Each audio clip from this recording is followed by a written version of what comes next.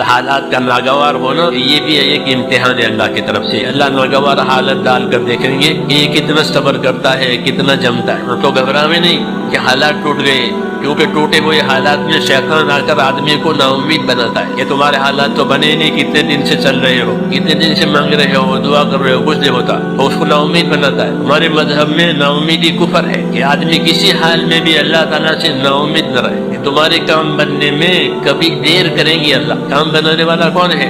اللہ. بگڑی بنانے والا اللہ. اللہ کا نام ہے جبار. جبار کے معنی ہے بگڑی بنانے والا, ٹوٹی ہڈی جوڑنے والا. تو اللہ جبار ہے. ٹوٹی ہوئی حالت ٹھیک ہو جائے گی, بگڑی ہوئی حالت ٹھیک ہو جائے گی. ہمارے معبود کی یہ خصوصیت ہے کہ جتنے اس کے نام اتنے اس کے کام. باطل معبود نام ہی نام ہوتے ہیں ان کے, وہ کچھ کام نہیں کرتے.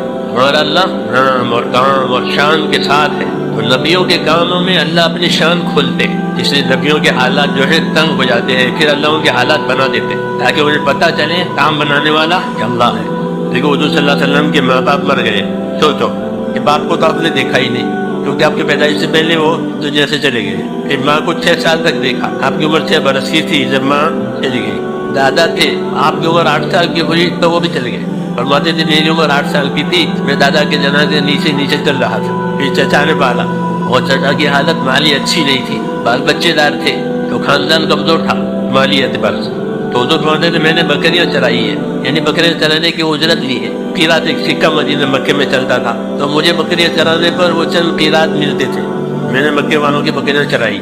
شروع سے حالات ٹوٹ رہے ہیں, پھر نبوت ملی تو اور مشکلیں کھڑی کر دی لوگوں نے, بہت ایزائیں ملی, کوئی چیز باقی نہیں رہی ایزا کی, ہر قسم کی ایزا ہو گئی.